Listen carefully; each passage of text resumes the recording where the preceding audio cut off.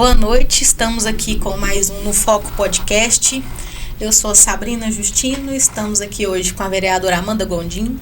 Boa noite, Amanda. Boa noite a quem nos acompanha. Muito obrigada. Minha amiga Dark Diana. Boa noite a todos, bem-vinda, Amanda, prazer te receber aqui, tá? Então vamos começar com nossos de sempre, Mucuyu para quem é de Mucuyu, Motumbá para quem é de Motumbá e Axé para quem é de Axé, Amém para quem é de Amém, né, Amanda? Salve. Salve. Salve. Estamos aqui hoje para falar sobre os projetos da Amanda, né, que é advogada, vereadora, entre várias outras qualidades, né? Vou deixar você mesmo se apresentar para o pessoal te conhecer melhor, né? E vamos falar um pouco sobre seus projetos, sobre o apoio à cultura, né? Que a gente falou no último podcast com o Marquinhos aqui. E deixar você se apresentar um pouco. Quem é a Amanda Gondim, para quem está assistindo? Obrigada, pessoal. Bom, é um prazer estar aqui. Agradeço o convite para conversar um pouquinho com vocês. Eu sou natural de Uberlândia, sou do bairro Roosevelt aqui da cidade. Cresci, morei lá minha vida inteira. Fui criada pelos meus avós maternos. Tenho uma trajetória na Universidade Federal de Uberlândia, onde eu me graduei em Direito. Sou uma advogada que atua com direito de mulheres desde a minha formação na UFO. Fundei lá um projeto de assistência jurídica voluntária para mulheres e meninas vítimas de violência doméstica e violência de gênero. Foi onde eu comecei a minha atuação, tanto ativista quanto política também. E aí, naturalmente, a minha jornada com a política aconteceu, né? Em 2020, eu me candidatei pela primeira vez a vereadora de Uberlândia, tive esse êxito e hoje eu estou no meu primeiro mandato como vereadora aqui na cidade. Isso. E qual que são seus projetos agora, após a eleição, né? Quando passar, com certeza a gente torce para que você seja eleita novamente, porque eu sou daquele tipo de pessoa seguinte: se defende a minha classe, me defende, entendeu? Mesmo assim, a gente não pode levantar bandeiras, né? Mas a gente pode incentivar outras mulheres que possam escolher bem o seu candidato. Então eu penso assim, mulheres que defendem mulheres, elas têm que ser valorizadas, elas têm que ser respeitadas. Então assim, o que você vê na frente? O que você planeja? O que você tá... Dark, quando eu voltar novamente, meu primeiro projeto, eu creio que seja esse. Ou você ainda não tem esse... Não, vou esperar um pouquinho, depois eu vou prosseguir. Bom, eu acho que a primeira coisa que eu quero mostrar para as pessoas e apresentar elas é o que eu já fiz, né? Uhum. Porque para a gente poder continuar fazendo esse trabalho, eu digo a gente porque eu e a minha equipe, a gente tem se dedicado arduamente para melhorar a vida dos uberlandenses, né? A gente tem tratado de problemas muito urgentes para Uberlândia, como é a questão da pauta do meio ambiente. Hoje eu sou a única vereadora que tem tratado dessa questão com bastante atenção e projetos realmente eficazes. Eu tenho o primeiro projeto de Minas Gerais voltado para a criação de diretrizes de enfrentamento às intensificações das mudanças climáticas, que são uma realidade na nossa cidade, né? São problemas urgentes e a cidade precisa estar preparada a essa nova realidade, que são as intensificações das ondas de calor, essa questão das queimadas que nós estamos vivenciando, períodos intensos de seca, questão das enchentes que estão cada vez mais intensas também nos períodos de chuva, né?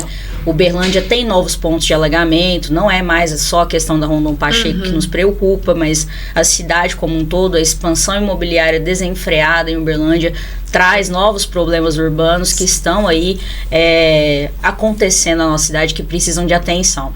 Então esse mandato que eu tenho, ele é voltado também, além das questões de direitos humanos e sociais, como é a pauta dos direitos das mulheres, para mim, também a questão do meio ambiente, a preservação ambiental. A gente trata também de assoreamento dos córregos urbanos, a questão da extinção das veredas, que são as que as veredas abastecem, né? Sim. Os nossos recursos hídricos da cidade, que só vêm do Berabim, enfim, das bacias que, de fato, passam por Uberlândia e abastecem a nossa cidade. E existe um comprometimento real. No futuro, Uberlândia pode vir a faltar água. Uhum. Então, é uma promessa de eleitoreira que foi feita aí pelo prefeito atual, de que Uberlândia ficaria aí 60 anos sem faltar água. Isso é uma mentira, porque nada nada vem sendo feito sobre a preservação ambiental das questões de abastecimento dos recursos hídricos. Então, se as nossas veredas acabam, se a nossa Mata Atlântica e o nosso cerrado desaparecem, por óbvio, nós teremos um problema de abastecimento hídrico na cidade. Isso vai gerar em cadeia outros problemas, né? Refletindo na qualidade do ar, refletindo na qualidade de vida da população, né? E os mais prejudicados são as pessoas mais pobres da cidade. Sempre. Então, a gente acaba perpassando muitos problemas, e eles são todos conectados, né? Em como a cidade funciona e como a cidade funciona para as pessoas. E eu gosto de falar que a gente trabalha para funcionar uma Uberlândia de verdade, para as pessoas reais, né? Para os trabalhadores que constroem a cidade todos os dias. E aí é para o pessoal que tem que acordar ali 4, 5 horas da manhã, pegar um ônibus, andar 15 quilômetros na cidade, gastar 2 horas para fazer isso no transporte público. Sim, é uma realidade muito cruel, muito dura.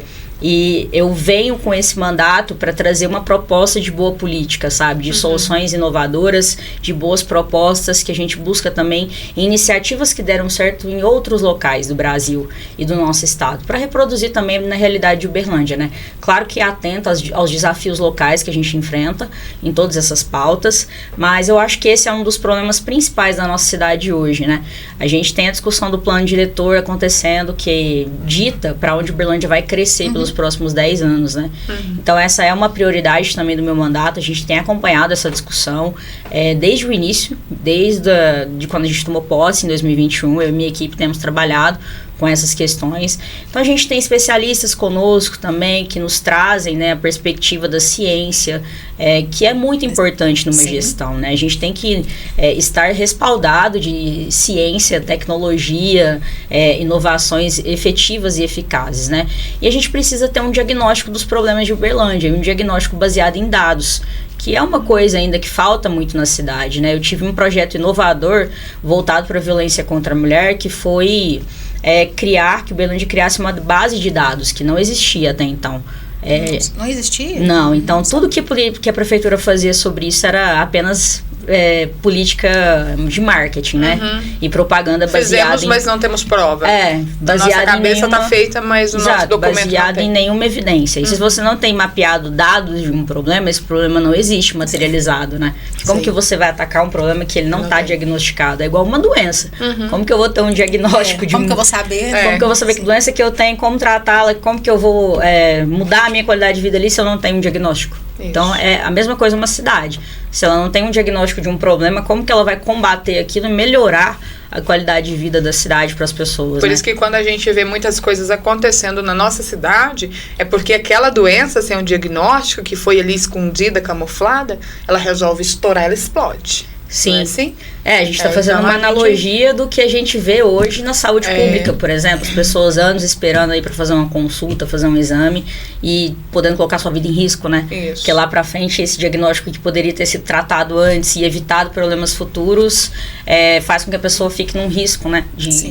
Um risco realmente de morte, um risco de agravar condições clínicas, né? E assim também é a cidade, porque a cidade ela é um organismo vivo e dinâmico e que precisa ser tratado à medida que as coisas vão acontecendo também, né? Porque as pessoas vêm para Uberlândia. Uberlândia é uma cidade polo tecnológico, é uma cidade moderna, mas que ainda precisa avançar em muitos aspectos. Então a gente tem a cidade da propaganda, que é o que a prefeitura atual tenta mostrar, e a cidade para as pessoas reais, que são essas pessoas que pegam o transporte público, que precisam de uma UAM funcionando, que precisam de um postinho, que precisam de uma vaga na creche, que precisam de um medicamento, precisam de vaga em creche, de vaga em escola, de profissional de apoio para os filhos. Que não estão sendo recusados. Sim. Estamos sabendo relatos aí, Amanda, de crianças autistas, né? Mas a gente não está para falar só do autista. Qualquer pessoa que precise de um profissional de acompanhamento, sendo ele autista ou não, é direito dele. Se foi requerido a ele, é direito dele. A gente está sabendo assim que as escolas estão negando por não ter o profissional, ou quando tem um profissional, o profissional não está realmente capacitado para aquela função. Então a gente está vendo uma demanda muito grande para pouquíssimos profissionais capacitados para isso. Sim. São que mães de pessoas com TEA, com TOD, com outras, vêm relatando para a gente. Outra que você citou aí agora, e eu até falei do medicamento, porque a gente tem oferecido pela prefeitura onde estão os nossos medicamentos, qual é o local mais próximo de você, com 2.000 medicamentos daquele que você precisa. Mas isso não é verídico, viu, Amanda? Porque eu faço uso de um medicamento todos os meses na rede pública de saúde, né? Eu pego a receita no postinho e tal, e vou para poder fazer a retirada. Em uma certa unidade tem 4, em uma outra certa unidade tem 3. Eu preciso de 9. Se eu pegar numa unidade com aquela receita, eu tenho que voltar ao médico e refazer a minha receita para poder pegar o outro. Eu não tenho consulta com o mesmo médico para voltar lá e falar, faz 2 receitas porque eu não tenho a medicação no mesmo lugar. Eu acho que seria viável para nós, vamos supor, eu sou de São Jorge, que os pacientes, aqueles pacientes que, vamos supor, eu tenho crise convulsiva, eu sou diabética, eu tenho epilepsia, né? Estou falando algumas comorbidades, não é as que eu tenho, mas eu sou do São Jorge. Aquele medicamento teria que ser especificamente deixado separado para mim, que faço uso contínuo dele todo mês. E não é assim. Se você não correr toda a cidade e brigar com meia população dela, você não tem direito à sua medicação. Não tem. Você olha lá, está lá. Eu mostro para você quando a gente acabar, que eu não vou mostrar agora. Tem um valor imenso de medicação, mas quando você vai realmente no lugar que é informado, não tem. A gente enfrenta hoje um dos gargalos principais de Uberlândia na saúde pública, né? Uberlândia terceirizou toda a gestão da saúde pública para 2 empresas que fazem a administração disso. E são contratos aí milionários que, infelizmente, não são fiscalizados da forma que deveriam, né?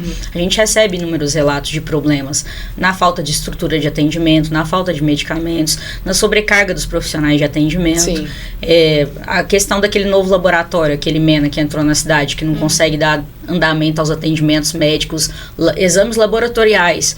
As pessoas estão tendo seus diagnósticos em exames errados, ou então seus materiais de coletas de forma equivocada, profissionais de saúde procurando a gente, assim, em desespero, porque os profissionais precisam do exame para poder dar andamento a um tratamento, né, precisam daquilo para o diagnóstico, que é o que a gente está falando aqui. E o Uberlândia enfrentou esse sério problema agora, nessa questão desse novo contrato com essa prestadora de serviço que claramente se mostrou inapta a atender a cidade de Uberlândia. Então, assim, são problemas de gestão muito graves que a gente enfrenta hoje. Isso tudo tem a ver com a forma como Uberlândia cresceu e a forma que a sua gestão não conseguiu, de fato, aplicar os recursos orçamentários na melhora da estrutura.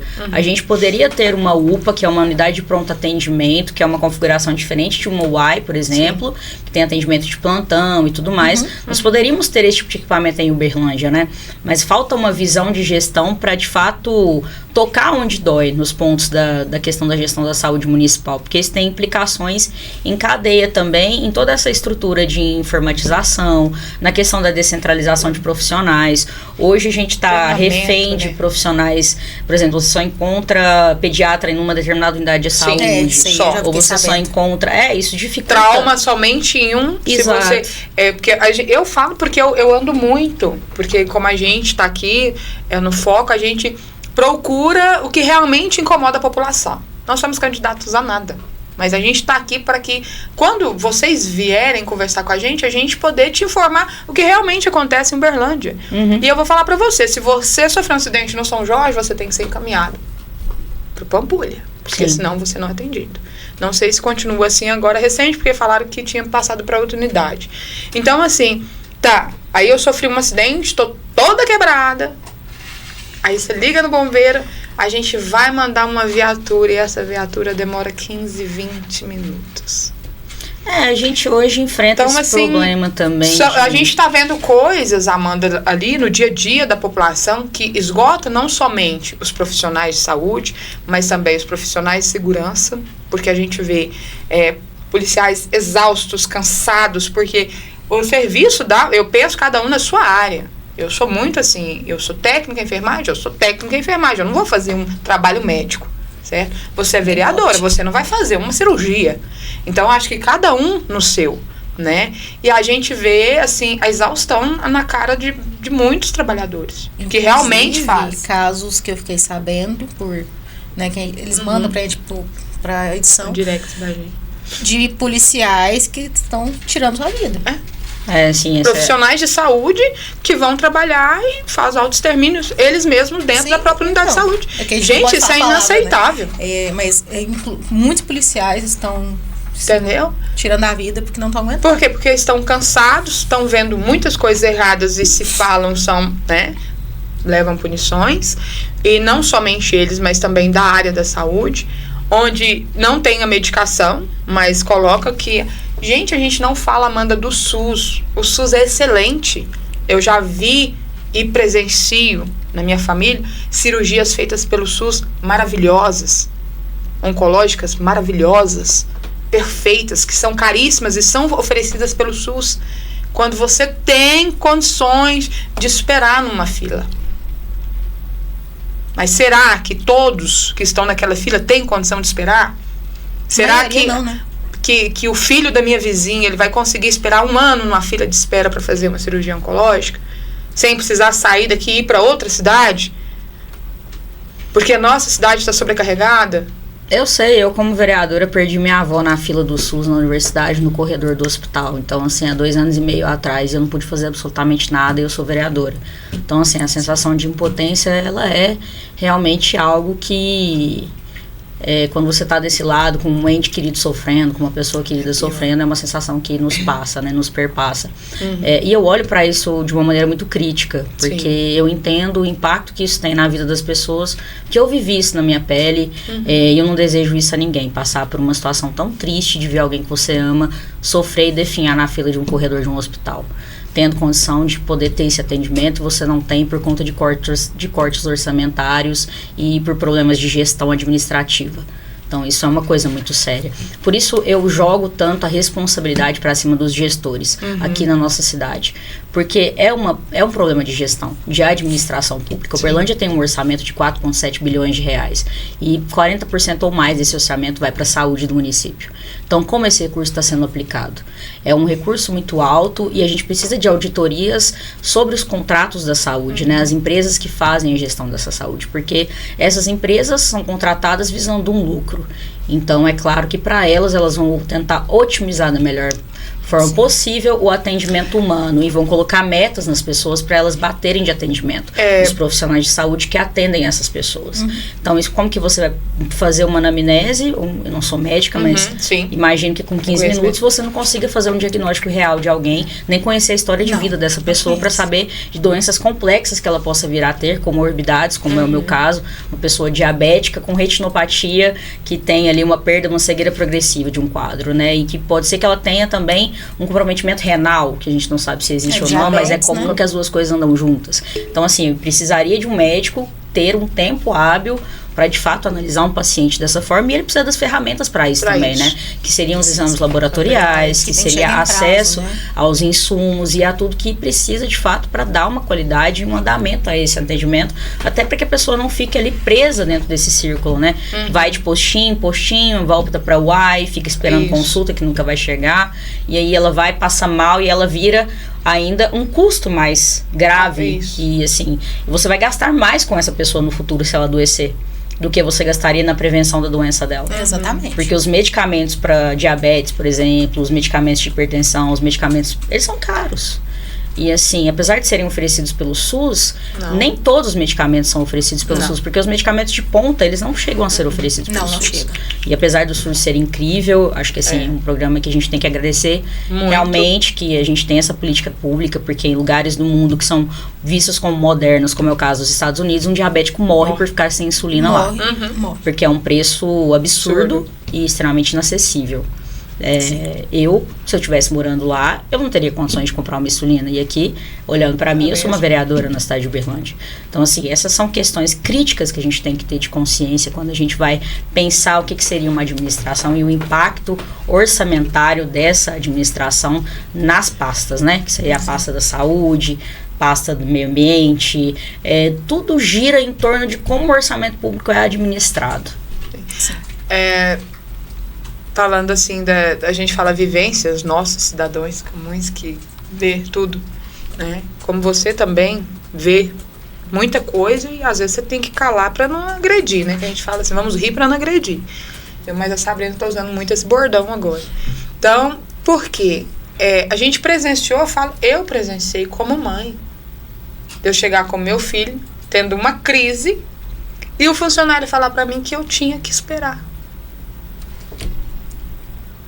Por que eu tinha que esperar? O médico está em repouso. Então, quer dizer, ok, o médico está em repouso, não tem outra pessoa para substituir aquele médico. Que ele está exausto, concordo. Mas lá tem uma placa com 3 pessoas, 4 médicos ali. Então, a gente vê, assim, muita coisa. Mas vai primeiro no postinho da sua abrangência.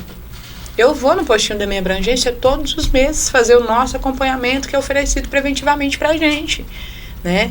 Mas num sábado à noite, 10h30 da noite, qual postinho que eu vou de abrangência que atende esse horário? Você conhece algum, Amanda? Não, a gente tem essa questão, né? E uma coisa que seria útil seria expandir para o horário do trabalhador, né? Que já tinha, teve um tempo, não teve? Que teve, mas aí são nos dias de semana, né? Normalmente a pessoa está trabalhando, ela não vai conseguir num horário comercial, num atendimento médico, né? A ideia é você expandir aquele atendimento um pouco no turno da noite para conseguir que o trabalhador de fato possa ir sem comprometimento da sua renda, né? Sim. Porque a gente sabe que tudo custa, né? Transporte público custa. Você chegar a ter o deslocamento na cidade vai custar caro. Nem todo mundo pode se dar ao luxo de perder um dia de trabalho. Sim. De jeito nenhum, né? Não. É descontado. E ainda coloca, né? Então, assim, a gente sabe quem realmente vai para pegar um atestado, né? Somente o atestado. E quem realmente está doente, é trabalhador e precisa realmente passar pelo médico. Ter esse direito, né? Pelo menos se prevenir no mal-estar que ele vinha a sentir. Hoje a gente vê assim que algumas empresas oferecem atendimento médico dentro delas, mas são empresas grandes. E às vezes nem todo trabalhador está numa empresa grande. Está numa empresa pequena que está começando agora. Então a gente também não pode falar para aquele patrão que está começando agora que tem o médico para atender o cidadão. Sendo que a gente tem essa condição de atender os nossos, né, cidadãos, os nossos trabalhadores bem numa unidade de saúde. Né? Pelo menos o que eu vejo. Uma coisa assim que a gente falou assim da saúde e quando a gente começou ali, você falou da cultura. O que você está assim colocando em prática para a cultura? O que você está... Que a gente fala brigar, porque eu acho que tem hora que a gente nem conversa mais, né? Você está ali lutando para que a cultura seja mais vista na nossa cidade. Eu acho que são perspectivas do que é cultura, né? Eu acredito que a gente precisa ter um acesso democrático à cultura na cidade, porque é direito também do cidadão, né? Direito ao lazer, direito ao descanso, direito à cultura. E a gente fala muito sobre direito. A gente tem que falar dos acessos, né? Como que a pessoa acessa esse direito, como que ele se torna uma coisa material, né? Palpável na realidade. Eu tenho abraçado a cultura popular de Uberlândia, a cena independente, porque conheço muita gente que faz eventos na cidade, que são festivais independentes, que valorizam os artistas tanto locais, quanto trazem também artistas de fora para se apresentarem na cidade. Então é uma riqueza cultural diversificada e que ela precisa ser incentivada, né? Infelizmente, a gestão administrativa da cidade tem uma visão muito elitista do que seria cultura, né? E tende a dificultar a realização de diversas atividades, festividades, sem garantir o acesso democrático. Eu posso falar o que eles pensam, né? Cultura é coisa de gente vagabunda, tem que fazer. Não, gente, cultura é coisas de pessoas que trabalham o mês inteiro, que trabalham a semana inteira e quer ver algo diferente, quer aprender algo diferente, quer saber sobre a dança de um povo, quer saber sobre a cultura de um povo. Não quer dizer que eu estou numa praça muito bem cuidada, às vezes, muito obrigado, ou não, que o mato às vezes está tomando conta da gente, entendeu? Para poder ter um evento cultural digno, para levar os meus filhos para saber de alguma coisa, entendeu? Então, eles colocam muito que a cultura, fulano está sentado ali, aquele monte de pessoas, porque são pessoas ocupadas. Não são. São pessoas, eu falo porque eu participo muito de eventos culturais quando tem, e são pessoas que ficam apaixonadas, Amanda. Se você vê assim, um brilho no olho das crianças vendo, sabe? As danças, sabe? Então, assim, essa roupa foi feita, foi usada isso, esse material, isso. Tanto que é gratificante, porque as crianças nossas estão sabendo do que é feito, como foi construído, o que é aquele povo, sobre o que se fala daquela dança, sobre qual estado é aquela dança. Entendeu? Então, quer dizer, a cultura não é só para é só pro povo beber e dançar. Não tem isso não, gente. Cultura é para as pessoas aprenderem o que é realmente cultura. É as pessoas tirarem um pouco do trabalho da cabeça. É poder passear com os filhos sem, né? Vou levar a minha esposa para dar uma volta e ver um evento cultural. Eu acho que é uma ampliação de consciência, né? Acho que é você ter contato com outras realidades, trabalhar a sua imaginação, a sua esperança, o seu entendimento de pertencimento na cidade, porque quando você está ocupando os espaços urbanos, você está de fato se enxergando naquela cidade, né? Você acolhe aquela cidade. Então, assim, Uberlândia é a minha cidade, eu ocupo os espaços urbanos, eu tenho um apreço por uma praça, então eu me dedico a cuidar daquele ambiente, a ter um respeito pelo lugar que é o meu lugar de convívio. Então a cultura passa por isso também, e pela realização, né, de eventos. Então eu estou muito próxima dos produtores de eventos culturais de Uberlândia, da cena independente, que é a cena mais difícil de ser valorizada e de realizar trabalhos na cidade, né, voltados para, de fato, expandir a arte, os artistas locais que enfrentam muita dificuldade também em serem valorizados, pessoas que vivem da arte, que vivem da produção cultural, que vivem da música, da expressão da diversidade. E a gente tem trabalhado para alcançar essas pessoas e dar voz a elas também. Muito da questão do PMI, que a gente tem também pontuado, né? A gente precisa de uma maior valorização nesse aspecto. E também o Carnaval de Rua de Uberlândia. A gente conseguiu, depois de muito esforço, muita luta, que Uberlândia tivesse o primeiro Carnaval de Rua de bloquinhos, né? Que foi esse ano. Que foi uma grande conquista do nosso mandato.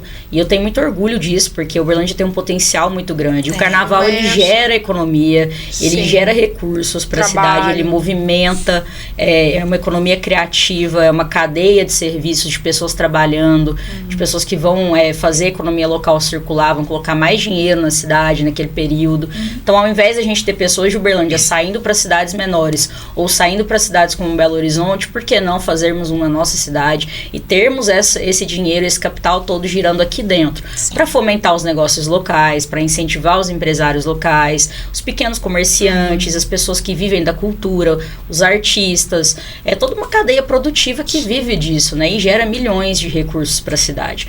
A BH é hoje um dos maiores carnavais de rua do Brasil, e ele começou pequeno também, e começou com essa visão de a gente enxergar essa cadeia produtiva e essa economia circular que pode existir.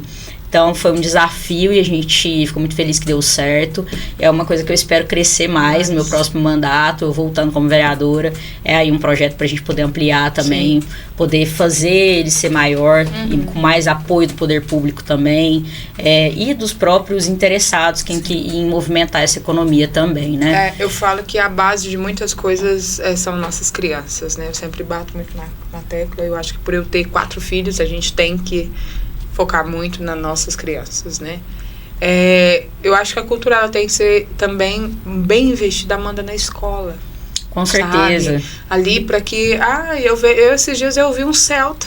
Eu falei que Celta tinha que ser doado para todo professor. Porque, gente do céu, aquele Celta ele carregava um lápis em cima. Literalmente, um lápis. A professora fez um lápis, né? Pintou, arrumou e estava carregando sobre o carro para levar para a escola, para as crianças poderem ver. Então, quer dizer, a gente fica pensando assim, o tempo, o desempenho, será que ela teve uma ajuda de curso? Porque, querendo ou não, ela tem algo baseado ali para ela estar fazendo aquela referência, né? Às vezes ela foi falar do meio ambiente. Olha o tamanho desse lápis, mas quantos lápis eu vou usar, quantas árvores eu vou cortar para fazer esse lápis.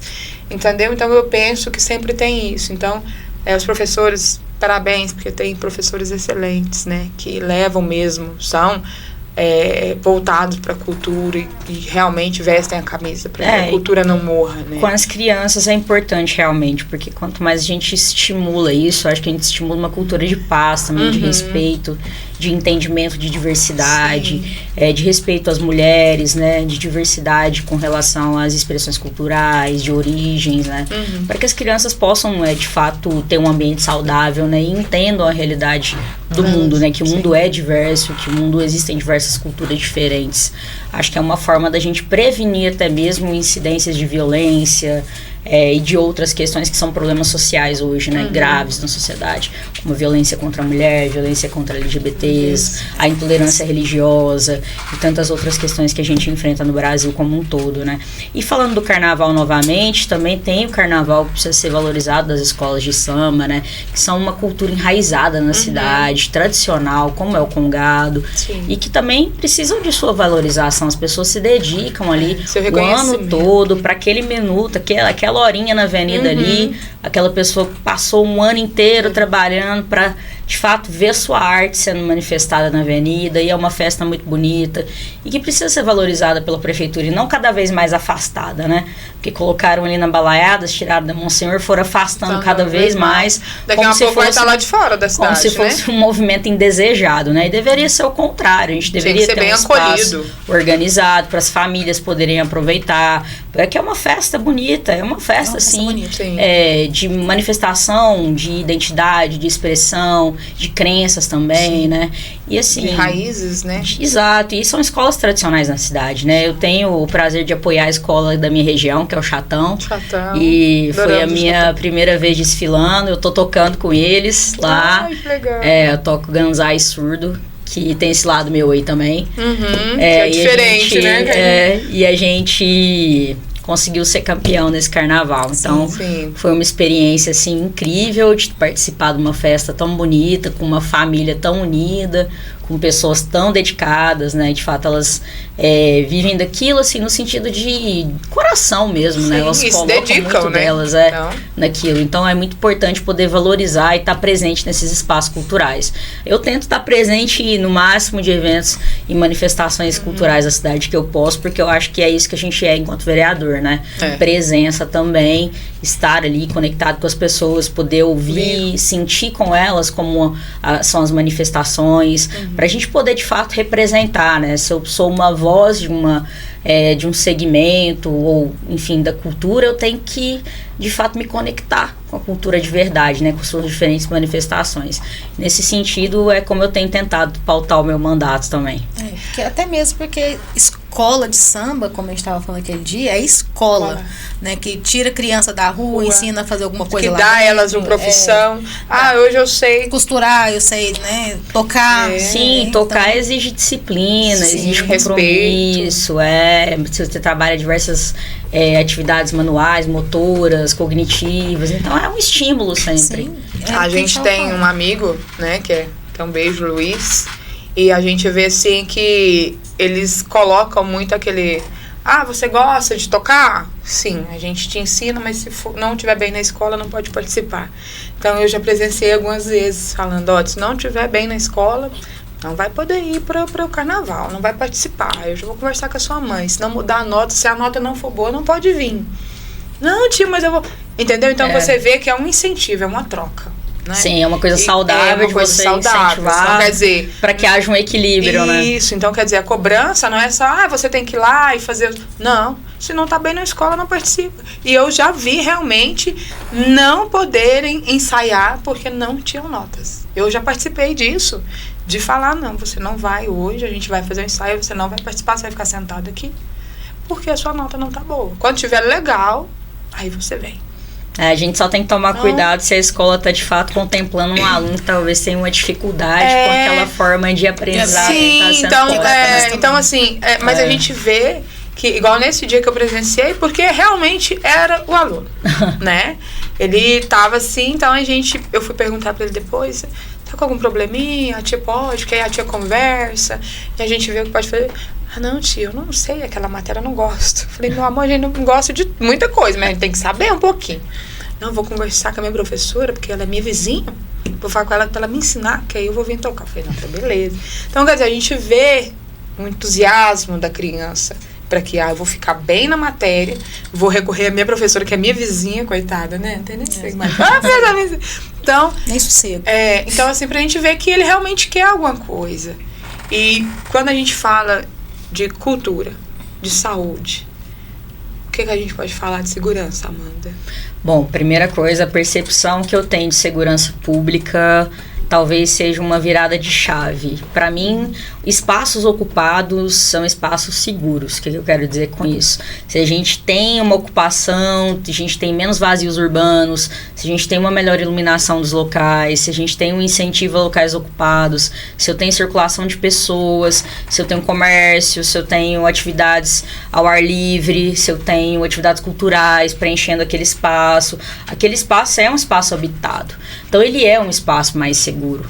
Eu acho que quanto mais a gente segmenta e separa, e coloca muros e barreiras e tecnologias de monitoramento por si só, sem um viés de cultura, sem um viés de senso de coletividade, de senso de pertencimento, eu acho que a gente não resolve o problema da segurança pública. Porque não é só armar um policial e aumentar um efetivo. Porque a gente não tem que pensar só no policiamento ostensivo, né? A gente tem que pensar na ocupação daquele espaço. Como que aquele espaço está sendo mantido, cuidado, né? E a gente vê muitas áreas depredadas da cidade, que são áreas que ficaram abandonadas, são áreas periféricas, que elas não foram incentivadas a serem, de fato, cuidadas pela população. A população não tem um sentimento de pertencimento com aquele lugar. Não. Tem um distanciamento. Ele foi colocado lá, mas não foi respeitado. Não houve uma comunicação, não transformei aquele num espaço agradável para a comunidade, não tem um senso de coletividade naquele lugar e nem de comunidade. Eu acho que isso dificulta muito. Porque se a gente coloca só uma tecnologia, só um policiamento ostensivo, você também gera um afastamento, um medo, né, de coerção. Até um pouco de repressão, né? Sim. Só chega aqui, vamos falar o dito popular brasileiro, só chega aqui na botina, né? E assim, apesar que, graças a Deus, a gente teve só uns episódios mais assim, mas eu entendo que também existe o contraponto de que as pessoas, os funcionários da segurança pública, eles precisam sim ser bem remunerados. Sim, porque eles colocam suas vidas em risco todos os dias. Um acompanhamento psicológico eu acho que é fundamental, porque a saúde mental hoje é um dos problemas mais graves do século XXI. As pessoas estão adoecidas mentalmente. A gente está vivendo um adoecimento, acho que coletivo do mundo, por conta dos rumos que a gente está tomando como humanidade, né? Essa questão da degradação ambiental tem um impacto na nossa saúde mental coletiva também, na nossa concepção de realidade. Esse estímulo ao acúmulo que a gente vive também, isso gera um afastamento de conexão real com as pessoas. Então a gente não se enxerga mais no outro. E saímos de uma pandemia ainda que saímos dessa nova configuração de realidade pós-pandemia, né? Que também trouxe seus desafios modernos, e a saúde mental é um desses principais, né? A alta taxa de suicídio, tanto entre jovens quanto entre profissionais da segurança pública, como a solidão das mães atípicas, por exemplo, ou das mães solos, dos profissionais de saúde. Então é uma questão generalizada. Mas eu acredito sim que os profissionais de segurança pública precisam sim de valorização. Tanto é que existe essa questão do governador, né, de ter desmantelado as forças de segurança do Estado, e o Estado de Minas Gerais hoje é um dos maiores em feminicídio no Brasil, né? É o estado que mais se mata mulheres. Uberlândia tem uma taxa altíssima também. Se a gente for olhar os dados do Índice de Desenvolvimento Sustentável, que é uma plataforma do governo federal, você consegue ver que em questão de feminicídio, Uberlândia está no laranja, que é o estado de alerta. Vermelho é um estado de gravidade da situação. Nós estamos nesse estado laranja, e nós estamos ainda porque dados são omitidos. Como eu falei para vocês, dados que não se comunicam, sabe? Então, assim, provavelmente esse problema ele já está no estado grave. Porque o Minas Gerais é o estado que mais se mata mulheres por feminicídio, por violência doméstica. E nós temos em Uberlândia apenas 2 patrulhas de prevenção à violência. São 2 viaturas que dividem Uberlândia em Zona Leste e Zona Oeste. E eu pergunto para vocês, para uma cidade de 800 mil habitantes. Vocês acham que duas patrulhas para... De maneira... 2 patrulhas já não fazem. Imagina a cabeça desses profissionais para atender 800... Não, e eu acho que sim, profissionais que eles se especializaram nisso, eles têm uma... Mas assim, um efetivo muito reduzido para o problema da cidade. Então assim, a gente tem que atacar essas questões também, que são todos problemas que eu reitero aqui, orçamentários e de gestão. Porque vem de um desinteresse mesmo, de vontade política de resolver essas questões, porque a pasta do direito das mulheres, ela é invisibilizada, ela é menosprezada, as pessoas ainda têm um preconceito muito grande de entender que a violência contra a mulher é um problema de saúde pública, sim.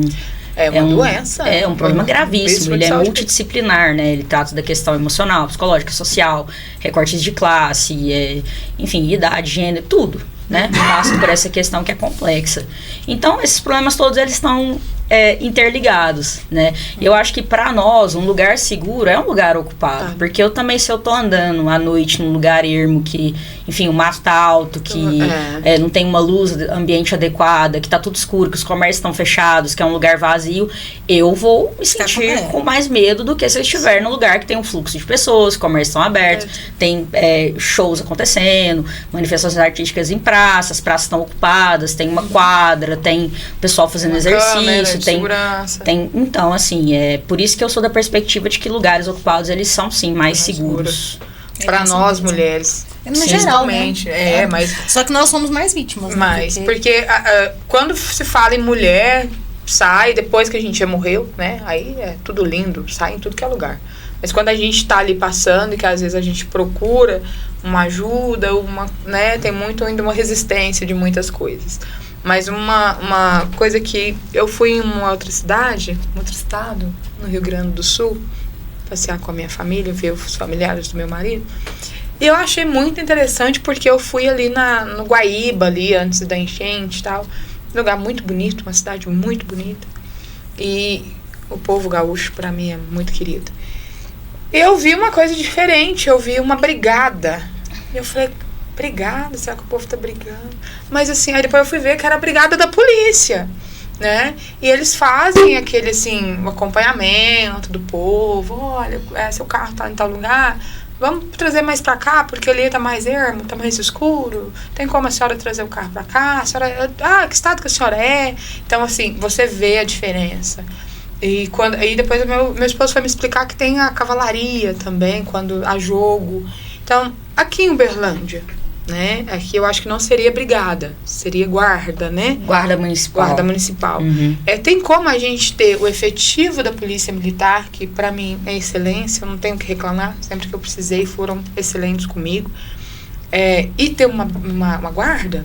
Ou não? Bom, possível mas aí é um projeto que depende de uma vontade política e de uma análise orçamentária, de onde vai vir o dinheiro para pagar esses profissionais, porque aí vai ser uma nova organização de serviços, né? Porque vai estar vinculada diretamente à prefeitura, e hoje forças de segurança, tanto polícia civil quanto polícia militar, são vinculadas ao estado, né? E não ao município. Então são orçamentos diferentes, programas diferentes. Se a gente tem uma guarda municipal, então tem que existir uma estrutura municipal que vai financiar isso para que isso possa ser viável. Então precisa ter um estudo de viabilidade disso também, porque eu vi que isso tem sido um assunto que tem sido levantado por muita gente, né? Muita gente. E até candidatos a vereadores que falam, guarda municipal e tal. Primeiro que isso não é competência de vereador não vai ter como criar um projeto sobre isso, porque é competência de executivo, competência de prefeitura, né? E precisa ser feita essa análise orçamentária, porque beleza, crio a guarda aqui, sendo um prefeito. Aí eu vou criar um novo problema de recursos orçamentários. Como que eu vou pagar esse pessoal? Que eu vou colocar aqui, eu vou trazer um novo efetivo. Vai ser um novo problema ou vai ser uma solução, uma proposta de solução a longo prazo? Então, assim, a gente tem que pensar como que vai estar o recolhimento de tributos, impostos que possam financiar, de fato, uma constituição de uma guarda municipal. Mas os impostos de Uberlândia são bem arrecadados, né? Porque as blitz... eu estou exemplificando aqui, mas é um pouquinho mais complexo que isso, assim. Seria mais ou menos essa configuração, né? Então, para a gente poder analisar, porque quem cria ordenação de serviços e despesas é a prefeitura. Quem pode criar é o prefeito. Isso. Então, seria esse mais ou menos o caminho, né? Sim. Então, eu não consigo te afirmar nem que sim, nem que não, porque eu não tenho acesso a como que isso seria subsidiado, enfim. Algumas perguntas que Mas é claro que você olhando de fora, a um primeiro momento, parece uma solução importante, né? Sim. Parece, um aprimoramento da segurança pública, né?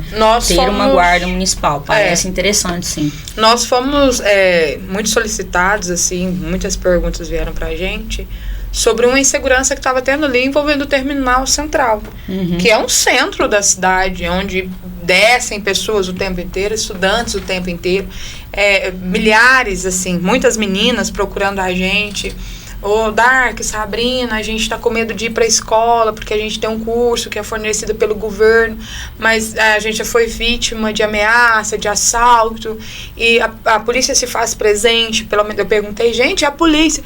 Não, a polícia tá presente aqui, mas a gente tá ainda inseguro, porque estão correndo atrás da gente, estão isso, estão aquilo. Então a gente ficou naquela, gente, então, como assim? Também a polícia não pode parar e ficar só ali, né? Eu vejo isso. Mas, assim, a gente tem as bases que estão pontos estratégicos da cidade, a gente tem as viaturas que ficam circulando o tempo inteiro. Não seria o caso, às vezes, de deixar... Não sei se tem, não sei se eu estou falando algo errado, mas antigamente, há muito tempo atrás, quando eu passei por ali, tinha uma base. Tinha uma base policial. Mas essa base eu acho que não fica lá a noite toda, né? Não tem mais, será essa base? Eu acho que não tem mais, né? Então, é porque essa organização vai do comando, né, da polícia. Eles que baseiam no mecanismo deles ali de saber qual que é o meio mais eficaz. Você colocar um patrulhamento em determinado lugar fixo ou você fazer o rotativo ali periodicamente em determinados horários. Mas um problema que a gente vê aqui em Uberlândia volta novamente na questão da estrutura, né? Existe um efetivo de profissionais menor do que a cidade precisa de um número maior de efetivo, né, que são profissionais da área, de estruturamento também, que seria viaturas, enfim, tudo para de fato, né? Posto policial, porque como a cidade cresceu bastante, então a gente tem novas áreas para serem de fato patrulhadas, enfim, fiscalizadas ali, e acaba gerando, né, um problema de cidade grande. Nós temos esse problema de cidade grande. As grandes cidades do Brasil hoje enfrentam essas questões, né? Sim. De dificuldade no policiamento, por conta de questões estruturais, que vão todas culminar no mesmo problema orçamentário. Sim. E na forma como tudo é organizado, né? Mas pelo tamanho da cidade, você como vereador, eu não sei se isso cabe a você, mas é uma pergunta que eu vou fazer que eu não posso perder a oportunidade, né, gente? A gente tem que aproveitar quando a pessoa está presente. A gente tá mais estudado. Advogado, meu filho, advogado, quando ele não sabe, ele procura e depois informa pra gente. Amanda, pelo tamanho da nossa cidade, pela população da nossa cidade, isso é falta de verba para aumentar esse efetivo, para aumentar então a questão acha que não, estadual policial, eu acredito que é uma ingerência do próprio governo Zema, né? Porque o governo estadual, ele gerou uma dívida impagável para o estado de Minas Gerais, né? Então, assim, o Zema quebrou o estado de Minas. E todo mundo que achou que ele fosse ser a solução porque ele pagava os funcionários em dia, agora tá vendo que não era bem assim, né? E que houve problemas de gestão muito sérios no governo dele e que tá tendo um impacto direto na segurança pública, tanto que os profissionais de segurança pública estavam em BH fazendo manifestações com relação ao reajuste salarial, as condições de trabalho. Então, esse problema, ele é um problema do estado de Minas, porque esses recursos para pagar os funcionários é do estado. Sim. O efetivo ostensivo e tudo mais, ele é fruto... estadual. Isso, da polícia do estado de Minas Gerais. Então, também, nesse caso também se encaixa, igual a gente tem, eu não sei, me corrija se eu estiver errado, a gente tem em Uberlândia o CIAT, é isso? E os bombeiros. No caso, se a gente precisasse colocar um outro ponto de apoio para o CIAT, não seria viável, porque já tem o bombeiro e o CIAT, um terceiro não. Caberia um SAMU, né, em Uberlândia, porque você está falando de equipes de emergência, né, para atender intercorrências e questões assim. Sim, o SAMU seria cabível para Uberlândia, até porque existe um recurso do governo federal para isso, né? Sim, mas aí o fato de não ter um SAMU em Uberlândia justamente é uma questão política. Para mim já era uma questão financeira. Não, é uma questão de escolha política do atual prefeito mesmo. Eu vou ficar calada pra mim não ser. Minha opinião tá bem expressa em tudo quanto. Não, eu vou falar. É porque não são parentes de muitas pessoas que são contra, né? Que precisam. Aí sobrecarregam duas, porque, sinceramente, não que não sejam competentes para isso, são muitos. Não, os profissionais são ótimos. A gente não está falando, gente, dos profissionais, que as pessoas entendam a gente. Da quantidade. A gente está falando da quantidade, porque eu vejo CIAT, bombeiros sobrecarregadíssimos. Porque a gente solicita uma viatura, aconteceu um acidente, eu estava presente, solicitei, o rapaz que me atendeu falou, Dark, a minha viatura mais próxima é 10 minutos. A senhora consegue aguardar? Eu estou colocando emergência, mas a gente também está com 100 casos de emergências na frente Então, assim, eu posso ir conversando com a senhora o tempo todo, eu vou auxiliando, e eu falei, né, não, eu sou isso, tal. Aí ele conversando, me dando assistência o tempo inteiro, e a gente ficou ali no telefone 20 minutos, até que chegasse a viatura para resgatar a pessoa que estava envolvida no acidente. Então, assim, porque não é um familiar, né? Eu passo mal, eu vou põe no meu carro, vou pro hospital, certo? Mas e o meu familiar, que às vezes eu não tenho carro, igual esse que eu passei? Não tinha como a gente colocar dentro do meu carro e fazer um serviço do bombeiro. Eu não posso fazer isso. Pela minha profissão, eu não posso. Como que eu vou pegar você, vítima de solo, com a fratura exposta, e colocar dentro do meu carro? Sim, não cabe a mim, entendeu? Eu então, conversei muito com profissionais do próprio CIAT também. O pessoal é um pessoal qualificado. Sim, eles se desdobram para prestar o serviço com qualidade na cidade. Mas assim, a gente entra de novo na questão da vontade política, né? Poderia ter um serviço funcionando ao mesmo tempo aqui. Sim. Porque a Uberlândia tem essa demanda, né? Sim, são pessoas que fazem necessidade, acho que o tempo inteiro, né? Assim, a saúde em Uberlândia realmente grita. Sim. Grita assim, e não é aquele gritinho, não, é realmente quem está precisando da saúde, como nós precisamos, a gente tem hora que horrorizar, porque você vê cada caso que você fala, Deus, e agora? Sim. Né? Então, assim, a gente vê coisas realmente, Amanda, horrorosas. Então, não é só um CIAT, a gente grita, às vezes não, porque vamos falar da militar que é mais presente, a que todo mundo conhece. Eu conheço a militar. Sim.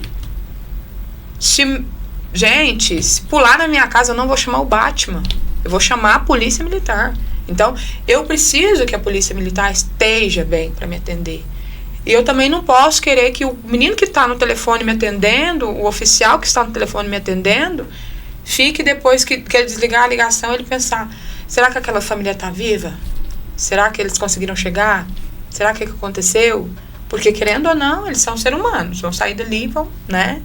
Então, eu penso que quanto mais gente trabalhando, melhor.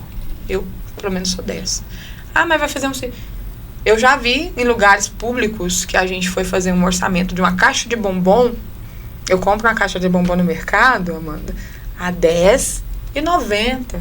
Quando muito caro, R$11. Sabe quanto foi repassado para ser R$33? Uma caixa de bombom. Entendeu? Então eu fiquei... Não tem, sabe? Superfaturamento, assim, uma coisa que me entristece como cidadã. Porque, querendo ou não, é o pouco recurso que eles falam que a gente não paga imposto. A gente paga imposto até para respirar. Não, sim, mas eu entendo que, novamente, se a gente for entrar em todos esses problemas que são colocados, eles são de natureza humana, né? Sim. Todos eles são feitos por pessoas que estão ali operacionalizando tudo isso. Então, são problemas de gestão. Querendo ou não, continua batendo nessa mesma tecla. Vai ser porque ali... o funcionalismo público ele é fundamental. Para um país de proporção continentais como o Brasil, isso aqui seria um caos sem um funcionalismo público de verdade. Sem um SUS, sem os serviços de segurança básica que o Estado provém. É claro que existem essas questões que são todas humanas, mas a gente precisa de uma valorização do funcionalismo público. Porque é quem está na ponta do serviço, é quem está lidando com a população diretamente, é quem está sanando dúvidas, fazendo as pessoas terem acesso aos seus direitos, garantindo o acesso à saúde, à educação e tudo isso que a gente fica lutando e dizendo que a Constituição nos garante, né? Nos dá uma segurança jurídica, e a segurança jurídica é a Constituição, são todos os nossos direitos garantidos em um, e para que a gente consiga aplicar isso na realidade, a gente precisa desse funcionalismo público funcionando bem. A gente precisa de tudo isso, de fato, alinhado. E as pessoas gostam de bater, né? E dizer que a coisa pública não presta. Assim, a pauta liberal ela vem nesse caminho, né? Mas eu consigo ver os maiores países no mundo, é claro que a cultura é diferente, mas os maiores países do mundo hoje são os que mais gastam e que mais investem no funcionalismo público. Isso, é onde a coisa pública funciona. Eles têm um retorno muito positivo do que eles gastam com impostos, por exemplo. Então, assim, não é sobre enxugar a malha, é sobre aplicar bem o recurso. Quando a gente estava conversando, eu falei sobre as blitz. Gente, eu não estava fazendo... Eu estava fazendo uma crítica, realmente. Por quê? Você é a favor de não ter blitz? Não, eu sou a favor que tenha. Que realmente tem que ter, entendeu? Mas assim, aí como a gente não tem o entendimento, porque eu não sou uma vereadora, eu não sou um deputado, eu não sou um governador, eu não sou um prefeito, eu não sou nada, eu sou um cidadão, entendeu? Esse montante, todo esse dinheiro arrecadado, ele vai naquele montante que você falou, não vai? Todo de Uberlândia ou aquele que você... Os 4 milhões, não sei o quê. Depende do imposto. Os 4 bilhões, eles são de receita diferentes, né? De receita diferente para coisas diferentes. Sim, é o que dispõe a prefeitura para saúde, 4... para gastar com o município de Uberlândia. Aí vai folha de pagamento de profissionais, de servidores e tudo mais. Saúde, educação, tudo fica dividido em pastas dentro do orçamento da prefeitura, que são divididos nas secretarias, né? Secretaria de Educação, Saúde, Meio Ambiente, Serviços Urbanos, Obras, tudo isso fica dividido. Existe um orçamento específico para cada pasta. Para cada pasta, entendi agora. Porque eu fico pensando, gente, mas para onde vai? Como circula esse dinheiro? O que é feito com ele? Né? Porque a gente anda na cidade, você cai de um buraco e tropeça na cratera. Uma das funções mais importantes do vereador é fiscalizar como são aplicados esses recursos. Assim, as pessoas gostam de falar que político não faz nada, que vereador não serve para nada e tal, mas é porque a gente tem uma percepção muito equivocada da realidade, né? Porque a função do vereador é uma das mais importantes da cidade. Porque você está organizando como a prefeitura vai trabalhar os recursos do município para atingir a população, para a cidade funcionar. Então você precisa de um vereador que saiba, que entenda ali, tem uma equipe que entenda de orçamento, que conheça a cidade, mas que entenda as funções, né? Que saiba ler uma peça orçamentária, que saiba entender uma votação de um projeto, como aquele projeto vai impactar determinado setor ou determinada área da cidade, qual que vai ser o impacto na realidade do cotidiano das pessoas. A gente vota todos os anos a lei orçamentária anual do município, que vai ser aplicado no recurso do próximo ano. Então ali eu posso fazer emendas como vereador para, dizer que eu quero que gaste mais, por exemplo, no meu caso, que é na preservação ambiental, limpeza de córregos urbanos, e eu faço essas modificativas ali, que é uma prerrogativa que eu tenho. E aí isso é votado entre os vereadores. Tudo que a gente tentou pautar de avanços nessa questão ambiental foi barrado pela base do governo Adelmo. Então, assim, a quem esses vereadores estão servindo? Eles estão servindo ao interesse da cidade ou eles estão servindo a interesses próprios e a interesses de determinados grupos econômicos da cidade? É isso que eu quero saber também. Então, exatamente. Então, é uma pergunta que cada eleitor tem que se fazer na hora de escolher o seu candidato a vereador. Então, se façam. Porque a política, ela vem de sonhos, ela vem de esperança. Mas a gente tem que ter o pé no chão também do que a realidade consegue nos oferecer naquele momento, sabe? E eu falo, assim, para pessoas que eu conheço, que eu vou votar em tal, votem no que vocês acharem que tem que ser. Votem. Mas lembrem-se, ele está ali para defender a população. Entendeu? O prefeito, ele já foi colocado lá. Ele já está lá. Ele vai exercer para nós colocarmos ele lá. E não para ter 20, 30, 40, 60, 70 pessoas para defender o prefeito. Prefeito que é honesto, ele não precisa que ninguém defenda ele. Ele mesmo se mantém lá e ele mesmo se defende. Porque ele é transparente. Eu penso assim. E vereador que deixa a população para defender prefeito, ele não volta mais. Pelo menos, pra mim, eu penso assim. Eu gostaria que todo mundo pensasse assim, porque infelizmente... Gente, não dá. Não dá. Nós somos... se a gente for ver, a nossa força é imensa. Porque somos nós que colocamos e somos nós que tiramos. Entendeu? Não estou para falar se ele foi bom, se ele foi ruim, se ele vai sair, se ele não vai. Beleza. Eu sei em quem eu vou colocar lá. Quem eu quero agora que vá. Entendeu? Mas o fulano é igual o ciclano, Beltrano. Não quero saber. Quero saber o que eu vou colocar lá. Porque quando precisar, eu vou bater na porta e vou falar: oi, querendo ou não, foi o meu voto que te pôs aí. E meu voto não é negociável. Não é. Entendeu, Amanda? Então, eu penso assim, como muita gente colocou você lá, muita gente espera você lá de novo. Para quê? Para que você possa realmente fazer, continuar o que você estava fazendo.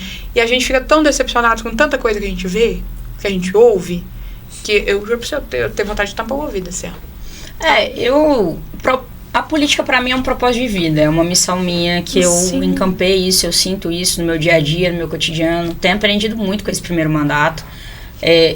E eu tô ali porque eu quero que a política seja um exemplo de transformação. Porque eu acredito que a política é uma transformação social, que a gente tem o único caminho. Não existe outro caminho. Se a gente não está participando da tomada de decisão, outras pessoas estão tomando decisão por nós. Então, quando a gente diz assim, não gosto de política, não quero saber, não tem gente que presta, não sei o quê, está reforçando esse ideal que essa galera que tá defendendo os interesses de elites e que a gente realmente não se desenvolve enquanto país, eles querem que você pense assim. Eles querem que você se distancie do debate político. Porque eles vão comprar o voto das pessoas de alguma forma. Então, Sempre, assim, é difícil isso. Porque a gente entra nesse confronto direto. E eu quero permanecer ali de maneira transparente, entregando um serviço para as pessoas. Então, a gente fez questão de montar uma prestação de contas do mandato, que está lá na minha página do Instagram. Quem estiver acompanhando a gente aqui, Amanda Gondim Wood, você vai entrar lá e vai ter um link, você clica nele. O segundo link é a minha prestação de contas. É um documento, você vai ter acesso a tudo que a gente fez e aos compromissos que a gente pensa para o futuro também. Sim. E eu quero seguir nessa boa prática de política, sabe? Acho que a gente precisa de reforçar exemplos como esse na Câmara Municipal, porque a gente fica pensando às vezes só em prefeito, mas na verdade o impacto real também está na Câmara Municipal, porque é a Câmara que chancela ou impede as intenções de um prefeito. Ele pode falar sim e pode também não. A gente consegue frear, talvez, problemas que um prefeito possa futuramente grandes, que pode prejudicar 800 mil pessoas. Ou trazer ideias também propostas frescas, arejadas para problemas atuais como o nosso, da cidade. Como a gente falou no começo, você falou que é diabética, tem baixa visão. Como é que é a acessibilidade para uma vereadora no seu próprio... ninguém esperava ter uma vereadora, pessoa com deficiência com baixa visão na Câmara, né? Assim, a gente tem problemas de acessibilidade, de acesso à tecnologia, né? Assim, assistiva, que a gente fala. Quando a gente tem baixa visão, você precisa de auxiliar a questão da leitura, né? Com algumas tecnologias assistivas para facilitar que a gente consiga ler projetos, enfim, fazer o transitar pela Câmara e tudo. Enfim, a Câmara realmente não foi feita para pessoas com deficiência, sabe? Não foi pensada e construída para corpos de pessoas diversas com deficiência.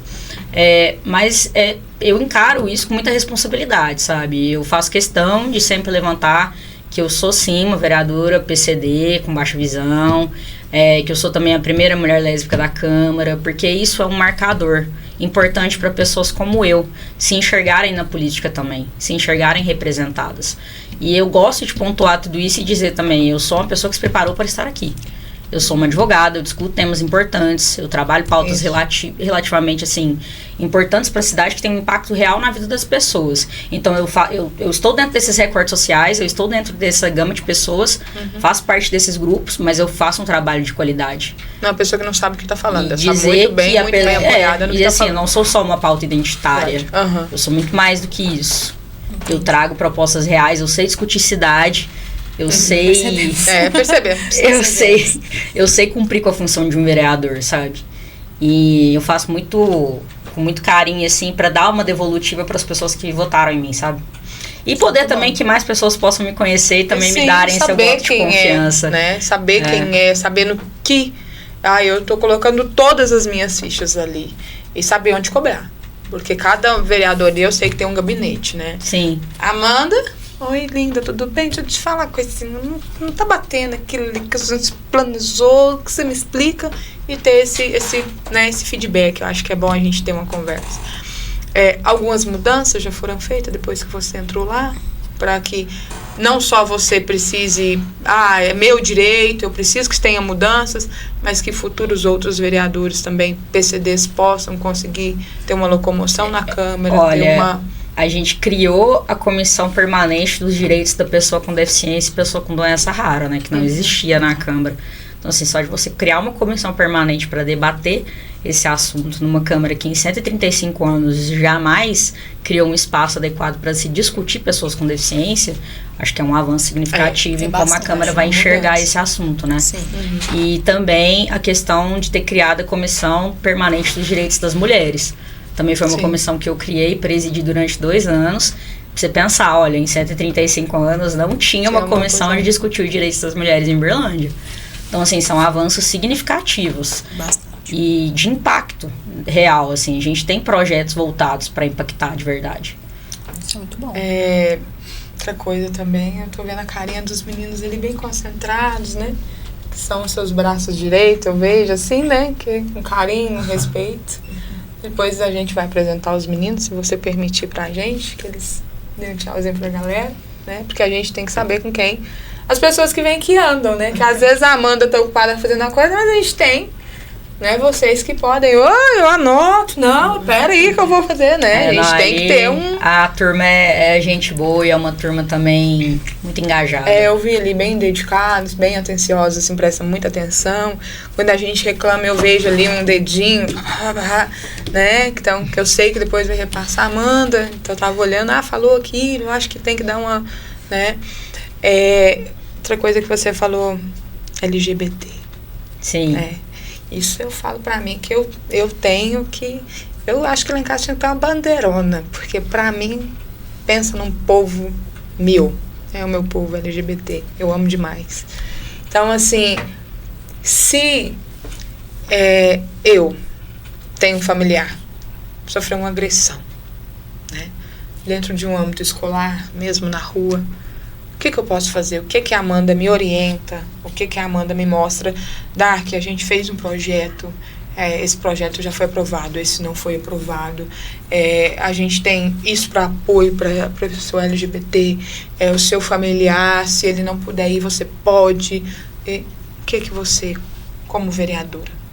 Bom, a história começa lá atrás, a Amanda é advogada, né? A Amanda advogada ajudou a criar um projeto de extensão na universidade que chamava Somos, que era para acolhimento, para questões sociais, de direito também de pessoas LGBT lá dentro da UFO, para pessoas vulneráveis socialmente, que não podiam arcar com advogado e tudo mais.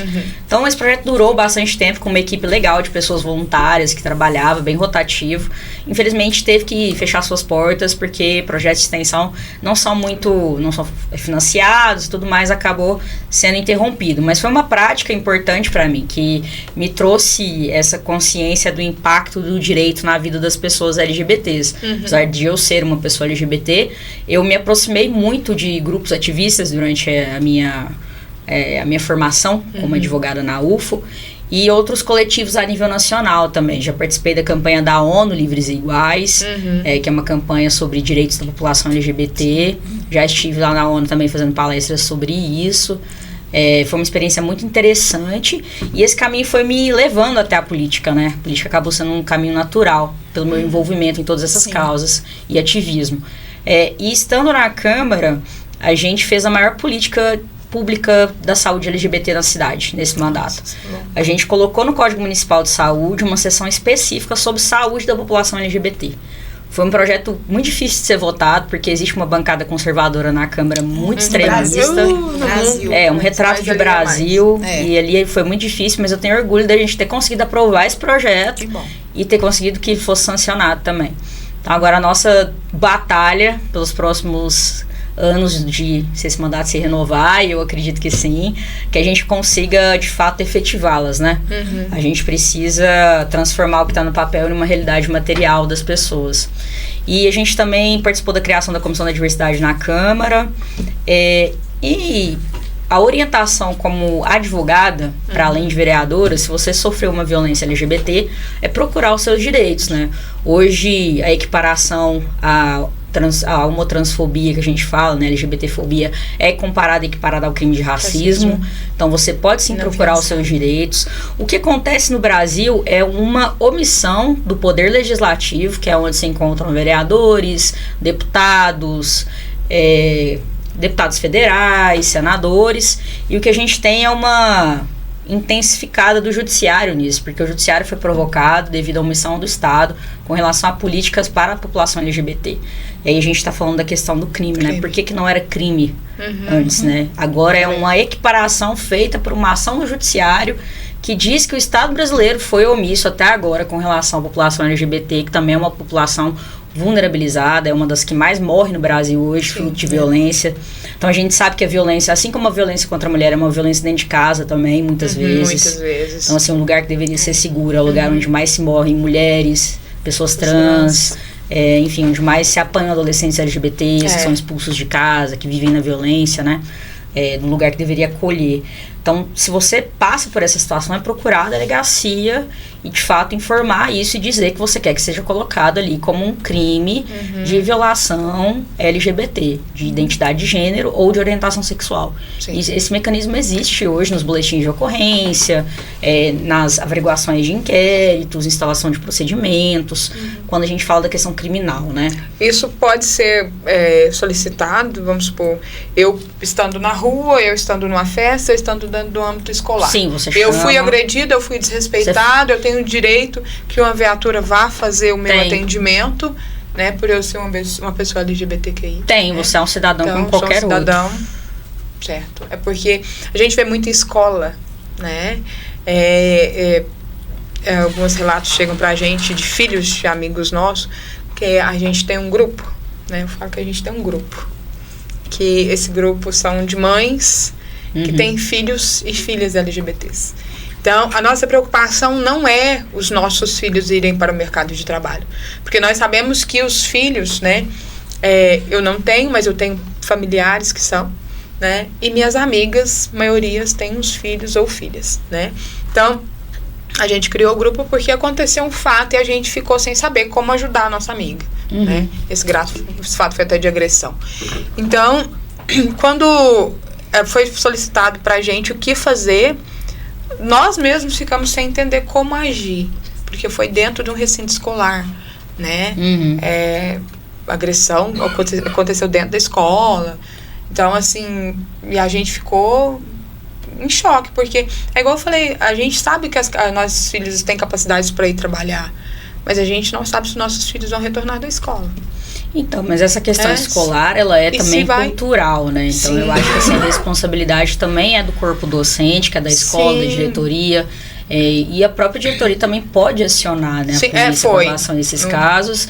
E com relação ao ECA, existem as especificidades quando crimes são cometidos por menores de idade, né, que são ali menores infratores, podem ser direcionados à questão do juizado e aí é envolver todo o corpo familiar, né, o responsável daquele estudante que cometeu o ato, a agressão, enfim, aí todos eles são envolvidos nesse processo socioeducativo, né, com relação, claro que dependendo do teor da agressão também, né.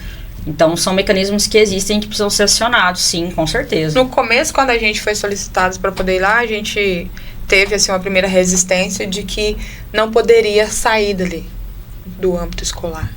Aí a minha amiga ligou para mim e falou: o que eu faço? Eu falei assim: o que você faz? Você tem boca? Não tem?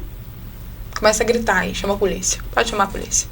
Chama a polícia, porque foi dentro da escola, foi dentro da escola. No momento, o responsável da escola não estava.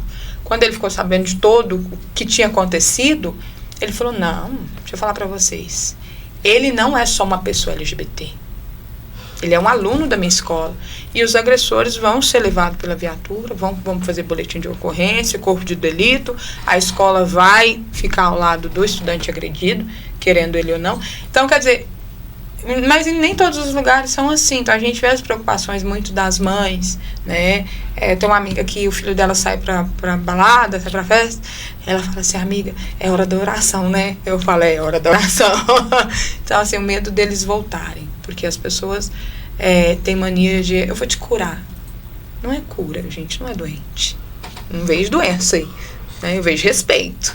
Sim. Respeitando, eu acho que não importa, né? Então, assim, para quem não sabia, a Amanda explicou bem pra gente. Então, vocês sabem que pode solicitar a viatura, que vocês têm direito, como nós temos, todo cidadão brasileiro nacional tem direito à proteção, né? E não tem financiamento, né? É igual racismo, não é, Amanda?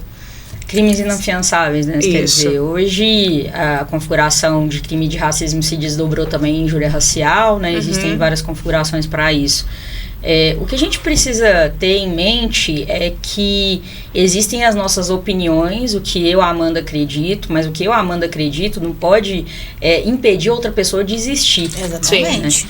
Né? Assim, discurso de ódio e opinião são coisas completamente diferentes. As pessoas confundem liberdade de expressão com discurso de ódio hoje, né? A extrema-direita trouxe essa narrativa colou em alguns espaços. Sim. E as crianças hoje têm, né? Adolescentes, enfim, a gente tem que, de fato, acesso a essas pílulas de informação muito rápidas, né? Que as redes sociais trazem também. A gente quer montar um conceito em alguma coisa num vídeo de 15 segundos. Isso inconcebível, eu acho, que a gente consiga formar uma opinião elaborada em algo tão rápido, tão efêmero, tão transitório. E a questão dos direitos das pessoas LGBTs é uma construção histórica de muita luta. Então, assim, o próprio Estado brasileiro foi omisso, como eu disse, em diversas iniciativas, e nós somos raros nas câmaras municipais, no Congresso Nacional. Então, assim, eu sou a primeira vereadora lésbica de Uberlândia em 135 anos de história. Então, isso é muita coisa. E a gente vem avançando nos espaços e demonstrando que nós somos tão qualificados como qualquer pessoa para estar nesse espaço. E nós iremos continuar nesse espaço, esse é o ponto. E quando alguém manifesta na Câmara Municipal, a gente vive essa situação, que é terrível para a democracia, né? Que são ali conservadores, pessoas que são pastores, pessoas que professam a sua fé, e a sua fé, na concepção dessas pessoas, atinge a existência do outro. Então, se está atingindo o outro e você quer que o outro não exista, você quer exterminar, eu já ouvi na Câmara que eles estão numa guerra santa contra LGBTs. Então, isso assim, é quase uma retomada de uma ordem medieval. Exatamente. Né? Como se as pessoas saíssem com espadas na rua hoje. Então, é muito grave isso, porque a gente está tirando o debate da política e levando para uma pauta moral que não existe, que na verdade é usada como cortina de fumaça para projetos muito maiores, e as pessoas são levadas a uma sensação de medo do desconhecido, daquilo que elas não conhecem, de achar que as pessoas têm capacidade de influenciar a orientação sexual de alguém. Isso é uma coisa completamente inconcebível. Se eu pudesse escolher, eu seria uma pessoa hétero, eu ia querer viver a minha vida inteira sendo taxada, discriminada, sofrendo violência política de gênero por eu ser uma mulher lésbica. Se eu estou com alguém, as pessoas estão me olhando, me vigiando o tempo todo. Quem, em sã consciência, ia querer escolher passar a vida inteira sendo um alvo de violência? Alguma, né? Sim, então assim, esse discurso é um discurso completamente raso, e a gente tem que estar sempre conversando sobre isso, naturalizando essa questão. A questão é sobre a nossa existência, não é só sobre o direito de estar ou não com alguém, de um direito de amar ou não um corpo igual ao meu, ou uma pessoa, ou uma mulher, ou um homem. É sobre a nossa existência, a expressão de quem a gente é, como a gente consegue, como a gente conceitua conosco nosso lugar no mundo. Isso precisa ser respeitado. Com certeza. Se você não gosta, se você não quer, guarde a sua opinião para você. Ela não tem que caber num espaço público. A minha mãe tem muito um ditado que diz: educação, ela vem de berço, né? Então, ensinar os filhos. Né? E assim, a gente vê pessoas velhas, porque eu não considero uma pessoa já velha, tendo atitudes de pessoas que não tiveram educação de berço. Porque você agredir uma pessoa, você colocar aquela pessoa como um demônio, porque eu já presenciei fatos horrorosos até desse rapaz, e depois você falar que a educação vem de berço, a sua ficou na onde? Eu penso muito isso, né?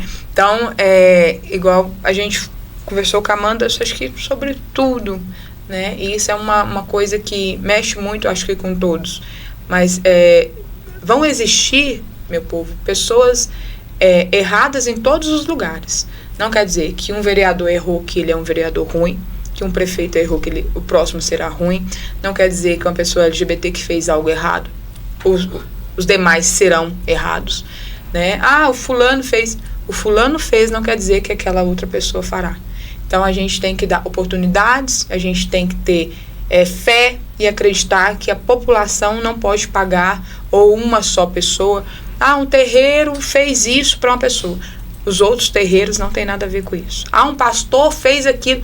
O que aquele pastor fez de errado não crucifica as outras, né, os outros pastores, pastoras. Eu acho que cada um com seu erro, cada um arque com o seu erro e responda na justiça, como acho que para todos que façam algo que não seja, né, legalizado, legal para qualquer pessoa.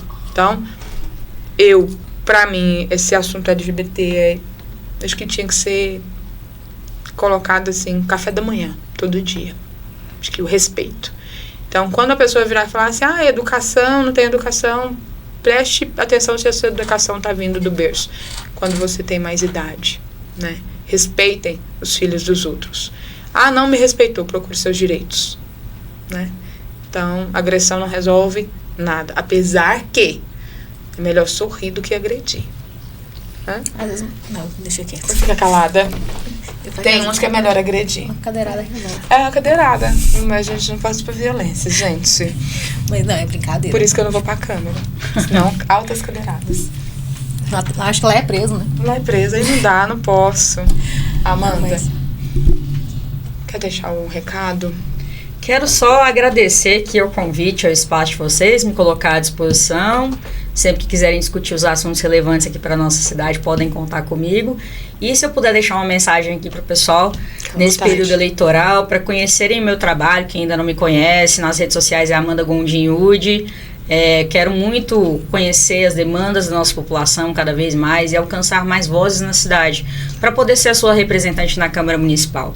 Tenho aí pautado assuntos extremamente relevantes para a cidade, importantes, urgentes, e também assuntos do século XXI que estão sendo esquecidos pela Prefeitura de Uberlândia.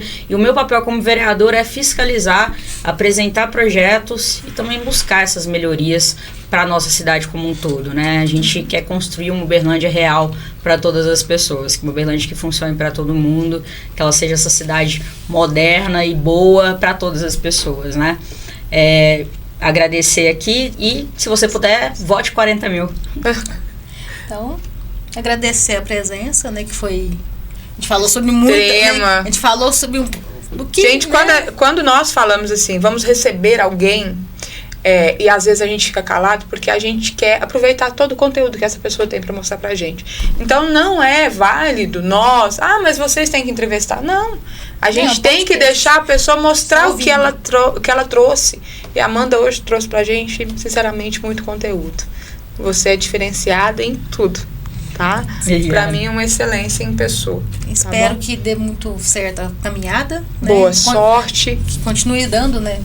E boa sorte. E tenho certeza que quando você assumir novamente o seu posto lá, a gente vai estar aqui batendo palmas e sabendo quem realmente o povo colocou lá, pelo pouco que a gente pôde conhecer aqui. Com certeza é uma pessoa super do bem, viu? E continue assim, não perca o brilho não, tá? E vamos embora. Vamos levar o Berlandão velho aí pra frente e defender o povo, que é isso que o povo precisa. Com a força de Xangô a gente consegue. Xangô, Caô Cabecilha, meu pai. Então, Mucuyu pra quem é de Mucuyu, Motumbá pra quem é de Motumbá, Axé pra quem é de Axé, Amém pra quem é de Amém, Saravá pra quem é de Saravá, Caô Cabecilha, Xangô, Atotô, Oraiê, Oxum. Obrigada, meu povo. Obrigada, Amanda. Obrigada, gente. Obrigada, meninos lindos, meninas maravilhosas. Beijo, bem-vindos.